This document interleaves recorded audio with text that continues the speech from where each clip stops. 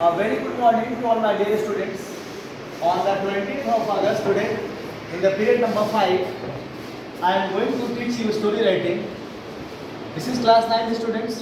And आज का जो टाइटल है वो द वाइज किंग है. वाइज मतलब बुद्धिमान, बुद्धिमान राजा. आइए देखते हैं कहानी को. Once upon a time, एक समय की बात है. There was a king. एक राजा थे. He was very wise. वो बहुत ही बुद्धिमान थे एंड इंटेलिजेंट. बुद्धिमान भी थे और बहुत ही इंटेलिजेंट थे. मतलब हाँ, विवेकशील, तेज, है ना. He was famous for his kingship. वो अपने अच्छा तंत्र के लिए प्रसिद्ध थे. किंगशिप मतलब अच्छे तंत्र के लिए प्रसिद्ध थे. And justice. जस्टिस का मतलब क्या होता है बच्चों? न्याय. जस्टिस का मतलब क्या होता है बेटा? न्याय. न्याय के लिए प्रसिद्ध थे. अच्छा, राजा का काम भी करते थे, साथ साथ न्याय भी करते थे. जस्टिस.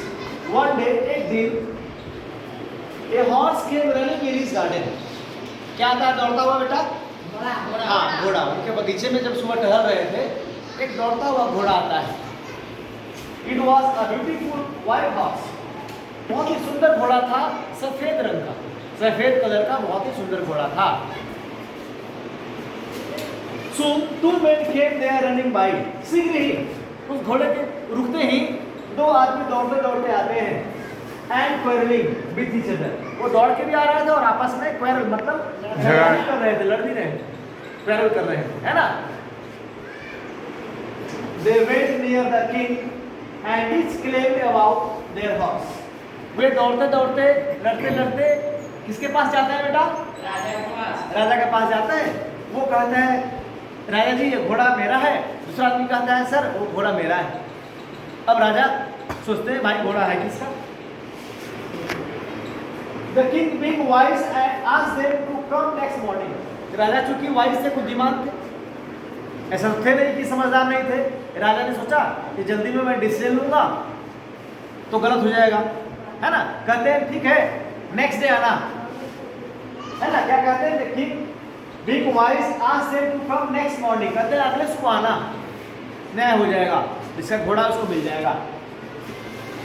अगले दिन सुबह हुआ बेटा. the next day when they reached the king's court, जब वे राजा के दरबार में पहुंचे, the king handed over the horse to its right owner.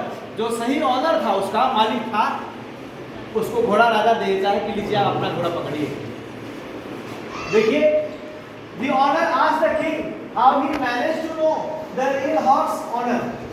जिसे घोड़ा मिला, मालिक कहता है महाशय आपसे मुझे पूछना है कि आपको कैसे पता चला कि मेरा ही घोड़ा है? कल तो आप बता नहीं पाए, आज कैसे पता चल गया आपको? The wise king told him. wise king बुद्धिमान राजा उससे कहते हैं that when he was going, जब वह जा रहा था, he untied the horse and it followed him. राजा ने घोड़े को खोल दिया था और घोड़ा उसी का पीछा करने लगा. इससे राजा को समझ में आ गया बात कि घोड़ा उस आदमी का नहीं बल्कि तुम्हारा है. क्लियर है बेटा? अनटाई का मतलब खोल देना. In this way the man was satisfied. वो आदमी संतुष्ट हो गया. एंड वेंट हैप्पीली, और खुशी खुशी चला गया. है ना बेटा? मैं उम्मीद करता हूँ कि आपको छोटी सी कहानी जो कि बहुत ही ज्ञान देने वाला है आपको समझ में आ गई होगी. यहाँ पे एक मोरल है, नैतिकता. नैतिक शिक्षा में क्या मिलता है बेटा? Use your intelligence to solve problem. जानते हैं कोई दिक्कत आता है, प्रॉब्लम आती है, हम घबरा जाते हैं. घबराना नहीं चाहिए, अपने विवेक को, बुद्धि को इस्तेमाल करना चाहिए. एंड जब विवेक या बुद्धि का जब हम इस्तेमाल करेंगे तो क्या होगा? हम लोग कठिन से कठिन प्रॉब्लम को सॉल्व कर सकते हैं राजा की तरह. क्लियर है? थैंक यू सो मच बच्चों. नेक्स्ट थिंग पे नेक्स्ट